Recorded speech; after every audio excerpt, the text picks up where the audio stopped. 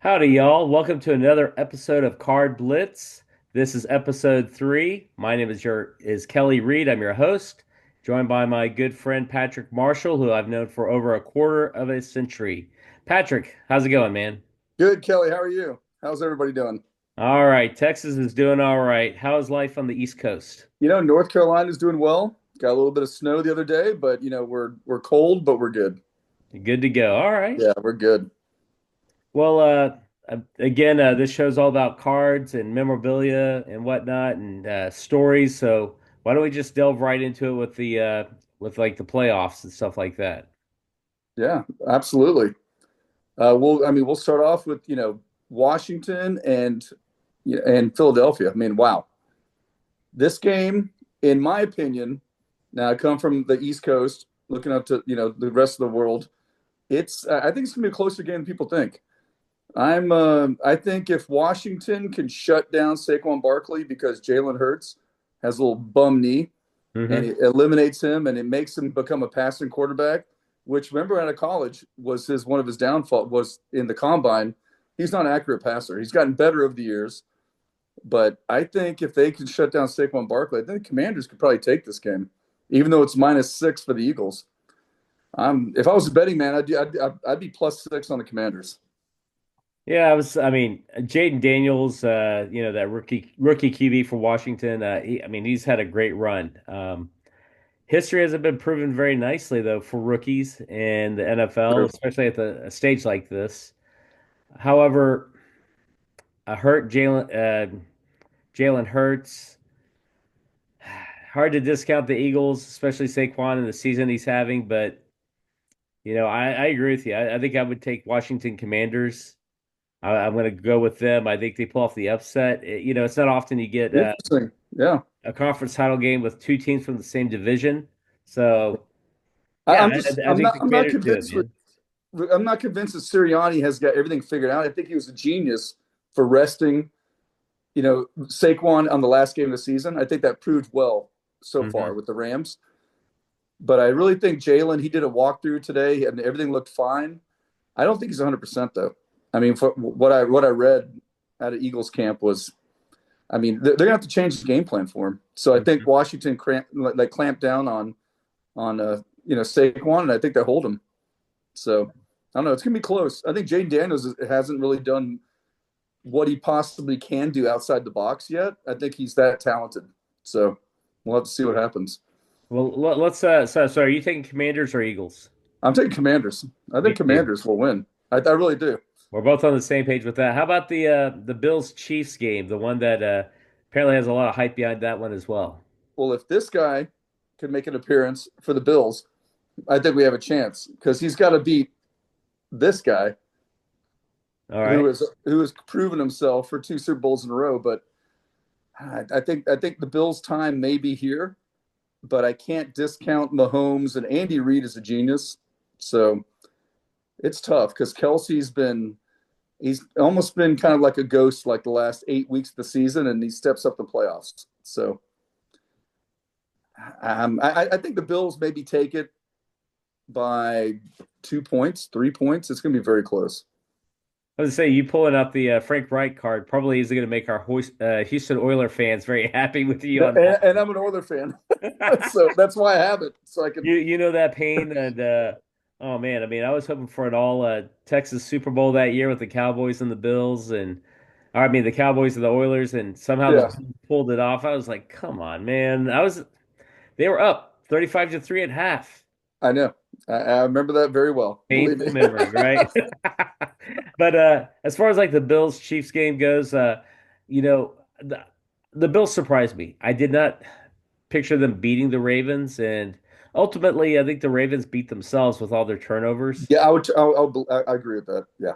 So, is this the magical season of Josh Allen? Does he finally get the Bills over the hump and into the Super Bowl to take on what we both agree on would be the Commanders in a Super Bowl battle?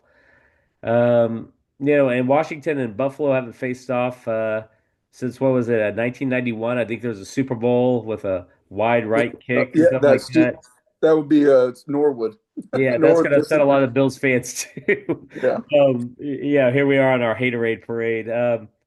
But I think that I think the Chiefs, as I mentioned last week, I think they have just too many weapons, too much experience, and too many yeah. rabbits in the hat. So I think the Chiefs pull it off again. I think somehow, some way, it's a tight game, like you said. Probably a three to like 7 point kind of difference. Really? Okay. So, well, interesting fact for the Chiefs is they have not had a turnover in 8 games until last week against the Texans. They fumbled twice. They recovered both their fumbles. Hmm. Now imagine if the Bills could do the same thing, maybe one or two, and they get a turnover in their favor with Josh Allen at the helm. That could be 7 points. So, and that may be all it takes in this AFC battle. So Hmm. it's going to be close. It's going to be a good game to watch.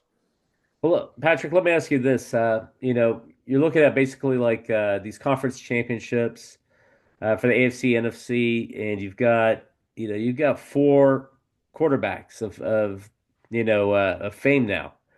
Uh, Yeah, who would you say is, if you're ranking them 4 to 1, one being the best, four being like the bottom of the group, how would you rank them?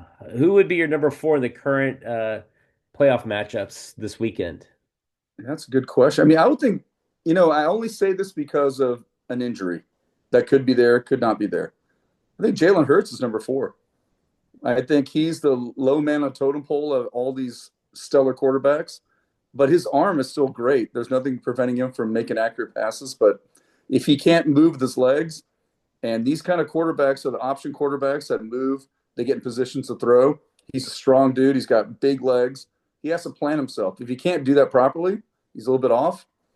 I don't know. I think he's number four in my book. So Yeah, hands down, I agree with you. The injury really hurts him. If he was healthy, I think he's definitely probably your number three. yeah, I'd agree with you on that completely. Number three, I'm going with Daniels and his inexperience. 100%. I agree with that. 100%. All right, well then, who's your two? I'm going to go with Mahomes, which sounds kind of crazy, considering the track record of what the Chiefs and the Bills, I mean, the Chiefs have done over the past 2 years. I just think Mahomes, if Kelsey's not playing at the top of his game and he's not open, and the linebacker comes back and they do a cover two and they chip on him and they can't get open, who does Mahomes throw to? Xavier Worthy's he's Pretty proven fast. himself. He's a human lightning. He's fast, yeah, but I mean, can he get open? I mean, I don't know. So I'm going to go with Mahomes as number two. I was going to say I'm still going to go with Josh Allen. I think he's my number two. Okay, I think he's been on a hot streak, but big game. It's one thing to defeat Mahomes in the regular season. It's really tough to do it in the postseason. that's true. Yeah, So but that leaves your one and my one. We know who's who then. yeah, I'm going to say Josh Allen will be number one. I think his legs. I think his criticism was early in his career in these big games was he tried to take the game on too much himself, and it became too much for him, and he couldn't do it on his own. And I don't think they have that great of receivers, but I think James Cook is an asset. So I think the Bills' offense runs a little bit more. It runs more steadily, and I think their defense steps up. So I think that helps Allen in the long run. I think he makes smart decisions, and that's why he's my number one. I think maybe it's his time too. It very well may be. You're a little bit more accustomed to the cold weather and the snow, I guess, out there in the east than I am here in Dallas. Uh, how do you think that plays much of a factor in Sunday's game between the two teams? I don't. I think both these teams are well conditioned to play, and I think they're so. Sean McDermott and Andy Reid. I think they have their teams ready to go. Yeah. So What about the Eagles and the Commanders? yeah, I just think it's going to be. I think there's a chip on the shoulder of the Commanders. I think Dan Quinn's defense will step up, and Mhm. I don't. I just think that I don't think the weather's going to come into play. I mean, when you have two good teams like this, NFC division champion, Essentially four cold weather teams. right, right, and I think they play to their ability, and I don't think it matters. Now, if we're talking about the Indianapolis Colts or the Colts playing indoors or something like that, and they go out, I think that's a different story. But I think all these teams are used to like weather. So Right. They're outdoor stadiums and yeah, I think the elements. I think they'll just block it out. So I hear you. Um, I know you personally, like I said, for over a quarter of a century. I do not know your collecting story, your hobby genesis, your origin. So for the viewers of the show, now present, now future, when we look back, can you share how you got started in this hobby? sure, this adventure started 40 years ago, which is it's 35 to 40 years ago. I mean, it started with mid 80s, early 80s. Dwight Gooden was a phenom and watching baseball, and I've always been a football fan, but I never had a passion for football cards at all. So I started with baseball. I'd go to card shows in Houston with a good friend of mine, Steve, and his dad would point us out like all these Hall of Famers, like, oh, that's an Earl Wynn card. That's a Duke Snyder. Grab that, pick that up. And we were like, well, who are these old guys? They're like, well, they're in the dollar box. You should get them. They're only $1. I'm like, okay, that sounds good. So we would go through these But card a pack of shows. cards was like $1 back then too, right? Yeah, but getting these, I mean, I would Or bring, was it less? Was it like 50 cents for a pack of tops? Eh, that's a good story because I would go to a Walgreens or back in the day at Eckerd's pharmacy for all you guys who are over a certain age would remember who Eckerd's is. Right. I'd go in there and it'd be like 1988. I would find an 85 box of Fleer on the bottom shelf. I'd be like, oh, we got to buy this. Go up there and it'd be like 30 packs in there. Pull out 4 Eric Davis 85 Fleer rookies and a Kirby Puckett, and you're like, yes. And it would cost like Yeah. maybe $8. And they would go to card shows, and you know, grading was not even. I don't even know. Grading was not even a consideration to anybody. But getting autographs was a big deal.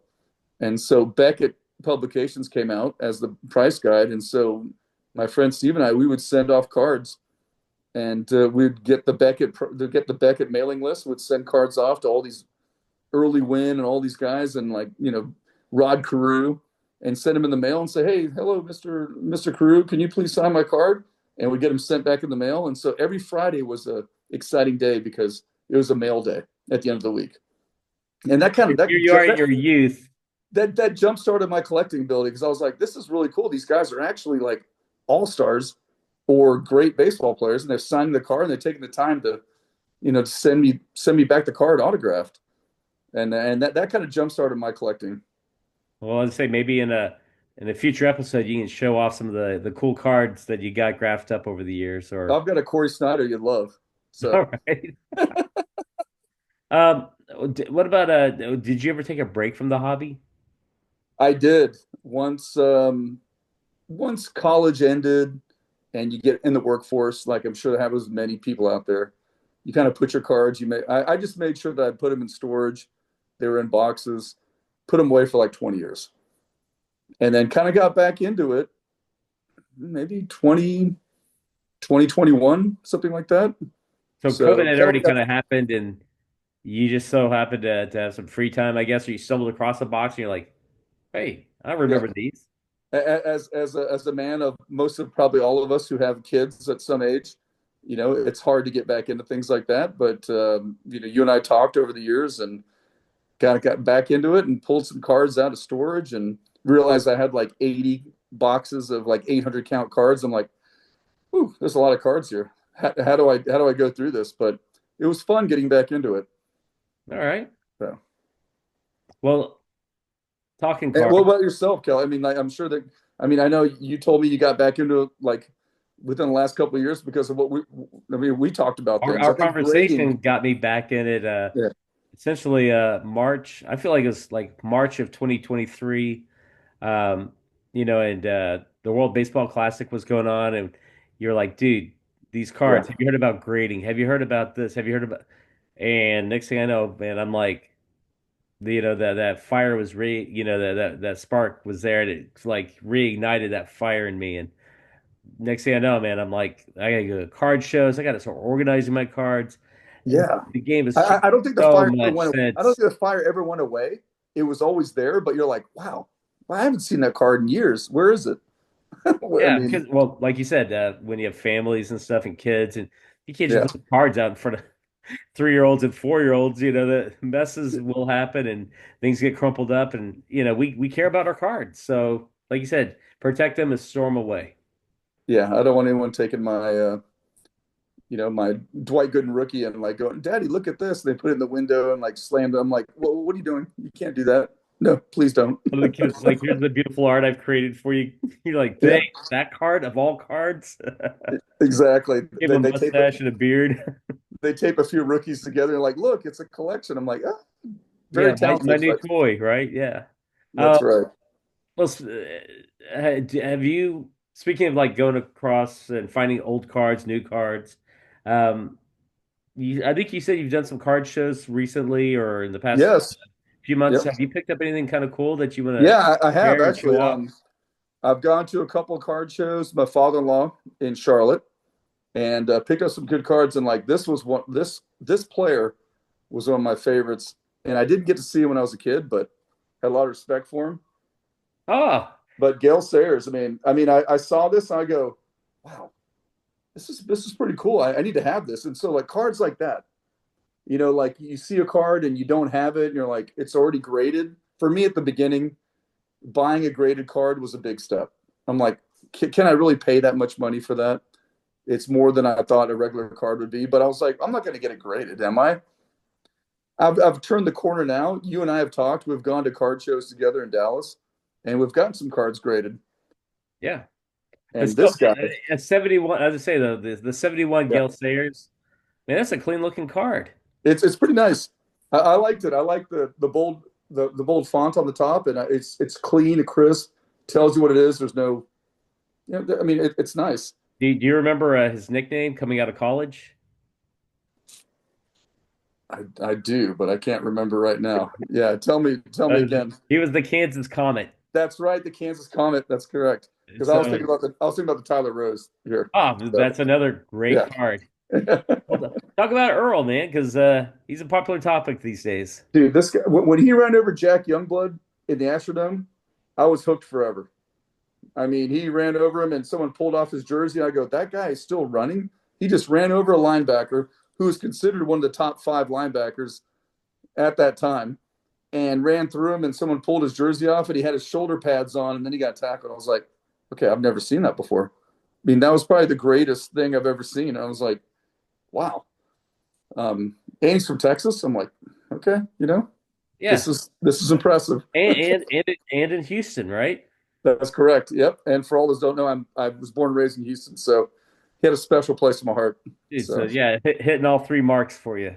that's right. And for me, being a Texas Longhorn myself, a graduate of UT, yeah, man. I mean, the guy is, he's certainly revered and walks, hallowed ground in his shadow, man. It's impressive. Greatness. He's just an impressive guy. That's it. So, well, what about yourself, Kelly? I mean, Um, like, I did. have you gone to card shows lately and picked up something? I mean, I know we talk all the time, but maybe there's something you've snuck by me I haven't seen lately. Well, I went to the Dallas Card Show this past weekend, Oh, all right, Sunday cool, for a few hours, and I'm working on my 1970 Topps football set. nice. That's a So good one. yeah, I'm missing about 5 cards, and I'm not looking for like a real high grade, high end set. It's just more of just to my own edification, something I'm going to enjoy. And so, but I'm missing like 5 cards. Now I'm missing 4. I picked up this guy here. Don't know if you can see him very clearly here. Old Larry Zonka. Oh, nice. Yeah, Larry Zonka. He's Hungarian. Like, unfortunately, no one knows that, but my middle name is Zoltan, so I'm Hungarian. So it meant a lot to me to see that. That's good. Well, him and Jim Kick. I mean, I just remember reading about them as a kid, and like I said, I'm trying to put the set together. Missing a few cards now, but yeah, that was there at the show. I had to go around asking a bunch of dealers if they had 70 Topps football, and sure enough, I came across that one. Um, I also picked up this 1978, my favorite set of Topps football cards. 1978 Billy Joe Dupree. Nice. That's great. That's a nice set. I like that set. Yeah, this is my favorite set. Like as a kid, like this is the set that got me collecting football cards. This Yeah. set. So, uh, I picked up this card because he's going to do a signing here in Dallas in a couple of weeks. Oh, that's great. And so, yeah, I'm like, well, it's not glossy, so the Sharpie should stick to it pretty nice. And Are you like thinking to about to be with are you them. going to do that card, or are you thinking Yeah, I'm going about? to get this card Okay, good. autographed. Oh, that's great. That's a good one. You Yeah, should show us when you get it done. That'd be nice. definitely. Definitely. Once it happens. Um, I did pick up via eBay. Spent a couple of bucks. Uh, Picked up the MVP from the 2005 Rose Bowl. None other than Ooh, Vince Young autographed card. nice. And That is nice. yeah, it came in this protective case already from Leaf. So, I'm like, I've met him a couple of times, but to get his autograph on a football card that I'm going to be able to enjoy and look at, to me, it was worth the purchase price. And here's an interesting story about Vince Young. So when you're playing the Wii, which we have, which is old video game system, and 2009 Madden comes on, and Vince Young happens to be the quarterback for Tennessee. My son's like, "Who's Young?" I'm like, "Timeout, push pause." We need to have a discussion about Vince Young. It was great. I had that conversation over the weekend. So he was a great quarterback. Well, yeah, no, definitely. Being a UT grad, last national championship title, I was stoked to get it. It was an exciting mail day, here at the house. And from Northwest Houston too. Just a Yeah. plug Houston. See, everything's connecting now, all the dots, man. That's right. Well, let's get into you were talking a little bit about like the recent inductees in Cooperstown that was announced earlier in the week. Yeah, very very impressed. I'm kind of shocked that Ichiro Suzuki did not have a unanimous vote, but one voter did not vote him in unanimously, but he still made it. And I think Ichiro was a sure thing. I mean, I'm very happy for that.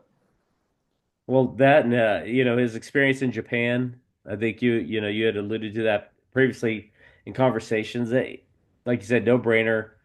One knucklehead decided not to make it unanimous, but at the Yeah, end of the day, we knew he was in. He was a shoe in. I mean, 10 straight All-Star games. I mean, 10 straight Silver Slugger awards. I mean, you think about he played like 6 or 7 years in Japan for the Oryx, I think Blue Jays, if I'm not mistaken, or something like that. But in Japan before he even came over as a 27-year-old rookie. Yeah, yeah, The United States, I'm like, in 2001, he won the Rookie of the Year. I'm like, wow, that's impressive. yeah. I mean, I remember when like A-Rod had left, Griffey had already been traded away, and in comes Ichiro, and Yeah, so yeah, he basically gets that franchise going again. yeah. I mean, you think about a guy like that. And I read an article that he had a lot of power, but he never displayed it because his one main thing was getting on base and scoring runs to help Mhm. his team win. I mean, the program. I mean, his mind was programmed just to get on base no matter what it took. And he's a lover of chicken wings. He ate them every single day off the same plate before his home games. I mean, a guy like that, how can you not fall in love with a guy like that? I mean, it's amazing. I had no idea about that story, It's man. amazing. Yeah, I mean, read these things. I'm like, it brings back the Wade Boggs eating chicken before his games all the Yeah, the time. Chicken Man. But I mean, Ichiro sat on the same chair, used the same plate, and ate chicken wings before every home game.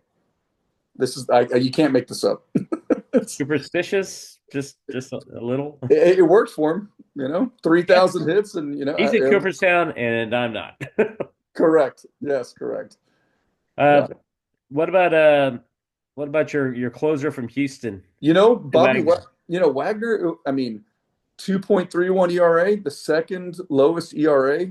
I mean, if for a closer ever, I mean, in the Hall of Fame, I mean, he was impressive. Now, his longevity probably wasn't as long as what some people would like, but for a left-handed closer, I think he had the most saves or second most saves ever. So Yeah, I it think was pretty, second most as a yeah, lefty. pretty impressive. I mean, I think he deserved it because those years in Houston, watching him, and he was just a shutdown guy. I mean, he had some ERAs under one, under two, 1 point something, and when he came in the game, it was over. Hmm. So I mean, I think that classifies. We go back to Ichiro. You get that guy on base. He gets up there. You need a hit. You can count on a guy like that. You need Bob. You need Wagner to come in there. I mean, Oh, done. Billy Wagner just closed the game out. mm, Done. lights out. I think that's a great. I think that's the Hall of Fame deserves to have someone like that, and so I'm happy for him. Well, I was going to ask you to round things out with CC Sabathia. Any thoughts on him making the Yeah, Hall? I think the 3,000 strikeouts was big. I think that helped him. I think the 3 years he had the Yankees towards the end of his career. I mean, you and I have discussed this over time and in the past. I mean, I think that really helped him push him, but he was great. I mean, he was a runner up to Ichiro for the Rookie of the Year in 2001. Hmm. So, I mean, Well, and he got a World Series ring with the Yankees. yes, correct. So I think these accolades over time, and he pitched a long time in Major League Baseball. He went through a lot of hardships. I mean, he had some problems with, it's alcoholism and stuff like that. I mean, things that he rebounded. He became a better pitcher. So, a guy like that So he represents, earned it. he earned it. Correct. A guy like that represents Major League Baseball. That, I mean, he would not be my first choice to make it maybe this year. There could be maybe a couple others, but I mean, I think overall as a overall package, I think he's deserving of it. So Well, let me ask you this on in regards to all three. Do you have any of their rookie cards in your collection? I do. I have Ichiro's card, and I would try. I should have brought that out, but I couldn't find it in time. but and I've got Billy Wagner. I've got him, but CC, I'm not sure if I have him or not. Hmm. Possibly. So I think his he could rookie card is going to be what was it? Was it 90? 2001 tops or something like that, or No, I think maybe 2000 Bowman Chrome Bowman. okay. I think Yeah. 2000 was his, but I'd have to look that up. I do know that Wagner's is the 94 Bowman. Okay. So some of those are kind of some of the years we mentioned about getting in the collection, taking some time off. Hmm. I know now would I go back and get them? Absolutely. I mean, I would search them and find them out. I mean, I'd like to add them to my collection. Definitely. Well, I was watching on eBay last week, heading into this week. There was that 94 Bowman. It was a PSA 10. Oh, nice. Yeah, guess how much that thing went for? 1,200. It was a little bit lower, but Okay. All right. because he wasn't in yet, but Well, I mean, now it was maybe it was now, just shy of 500. well, now it's probably gone up to Oh, 800 or 900. I mean, I don't know. yeah. They have those different apps out there. It'd be interesting to see like the trajectory of all three of them of Wagner, Sabathia, and Ichiro to see like those Yes. rookie cards and those prices, see how they increased over the past year to 5 years even. Yeah. I mean, I saw something this morning about guys picked up a Ichiro a game worn jersey card, a relic card. It Hmm. said Japan across the front. It wasn't very well stated, but he bought it for like $20 a few years back at an estate sale. Sold it for 180, or like 170, like last week. And some guy already put it back on for like 300 after his Hall of Fame. Hmm. So I mean, but I think it's cool because it says Japan on the front, and it's got the game worn relic jersey on it, and he's only Japanese born player in the Hall of Fame in Major League Baseball. I Well, mean, right that would now, be that would be a, I think there's a guy in LA that might end up getting into Cooperstown as well, pretty easily. yeah. That's a pretty cool card, though. I mean, I Definitely, would be man. all over that. Like Absolutely. the one thing that they can't take away is he was the first. And what a class act too. Hmm. I mean, overall, Well, I don't think there'll be another one like him. So you know, you and I have been kind of talking about like I just went to the Dallas card show. You go to card shows there out east in North Carolina. Uh, what are your thoughts? Like how do you prepare for an upcoming show? that's a good question because I think everyone like you and I have our own PC list. There's a personal collection list of cards that you and I want to collect. Over time, we have favorite players. Hmm. So when I go into a card show, I mean, I have an idea. If I don't have it written down, I have an idea of what I want to pick up and spend on a card. But what happens, unfortunately, is you go to a card show and you're like, wow, I've never seen that card before. Or look at that card. And then the key is not to blow your budget on a card that was not part of your original game plan. So In the first 5 minutes at the show, I right? try to stick to that because I'm like, wow, I've never seen a felt Dave Winfield rookie card. I'm like, that's amazing. What's going on here? I have to have it for $50. It could throw you off course. So I think sticking to your guns, walking the shows. I mean, the Dallas show is much bigger than the North Carolina show. And what I've realized in some of these smaller shows here in, East Coast, Charlotte, Raleigh, some of the shows I've been to, you see some of the same dealers, so you kind of know, but you get on a first name basis with them. I think that's important. Hmm. To reach out to them if you're looking to complete like a 75 top set or a 68 top set. I mean, have them meet you there in the beginning and bring the cards you need. What do you have left over? Just go shop around. I think you'll be surprised. People will bring stuff out of their collections. So I've gotten Or caught a couple or times buying warehouse things. Yeah, or yeah. garage, someplace where they're storing all their inventory. Which it always it doesn't it's amazing how many people have such great value cards that may mean something to you and I, just sitting in a warehouse or something, or in a closet. It's pretty surprising. But But you mentioned like you get the PC list or you're trying to complete a set, yeah, talking to dealers, building rapport. It gives them, I guess, the opportunity to monetize that cardboard that is just sitting in a warehouse or in a garage somewhere. Uh, yeah. Let's talk about the set that you're trying to complete. That 72 top set. I mean that's a good example of how do you go into a card show knowing uh, that. for a 72, like I'm working on my 72 tops football set. Yeah, The high numbers are really tough to put together. I've got the names and the numbers written down, like the card number, the name, but also I try to look at like recent eBay sales over the past few months so I can kind of get a ballpark figure for decent condition card and price, kind of try to think of like a middle of the road price. Um, and again, it's tricky, it's a process and it's a waiting game, but I'm closing in on that set and hopefully I'll have that knocked out in the next few months. do you reference like 130 point or any of those Yeah, websites? 130point.com and Okay, eBay past sales as well. so you kind of have an idea of what the range may be, and you prepare for that before you go.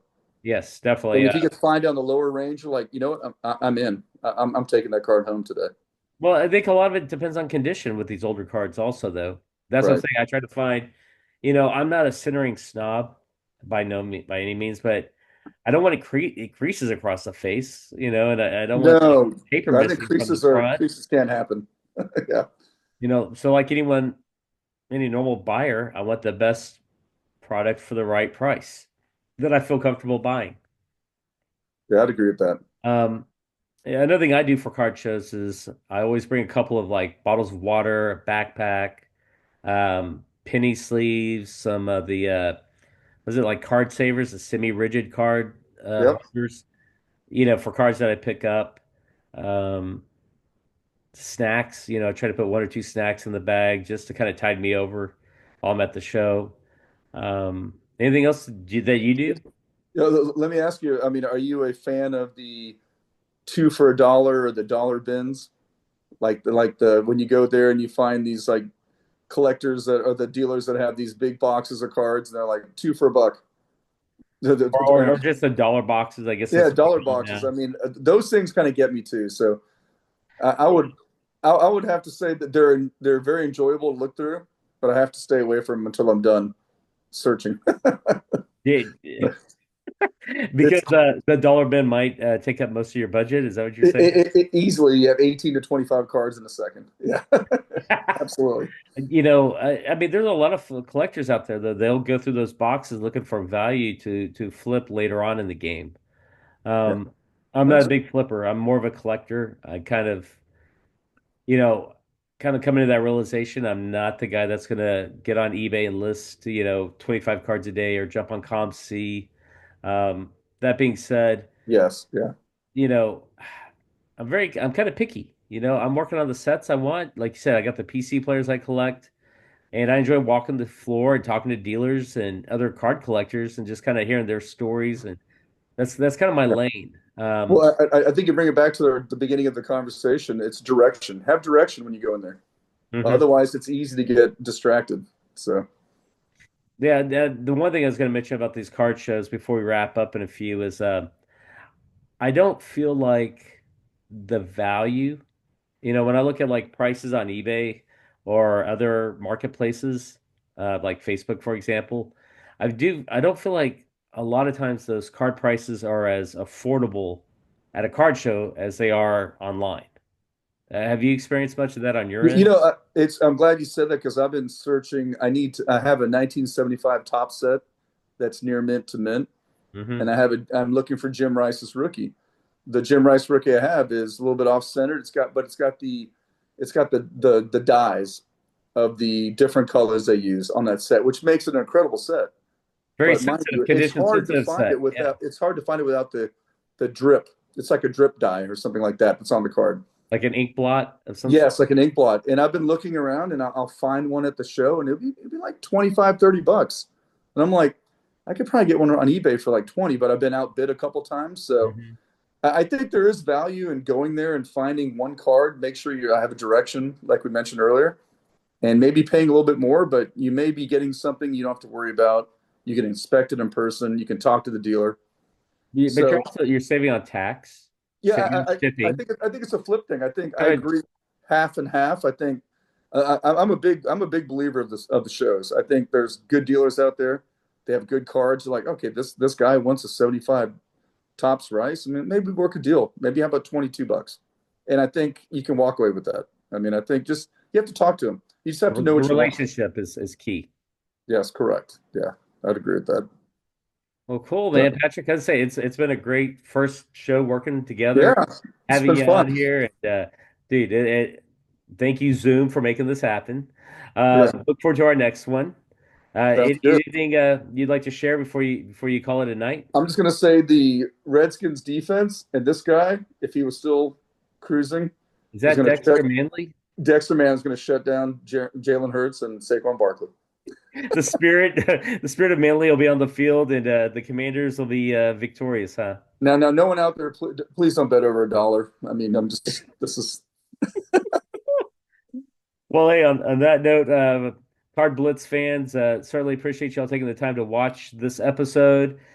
Give us a thumbs up, a like, subscribe, tell your friends, leave a comment. If you ever need anything, reach out to us. Info@blitzweekly.com.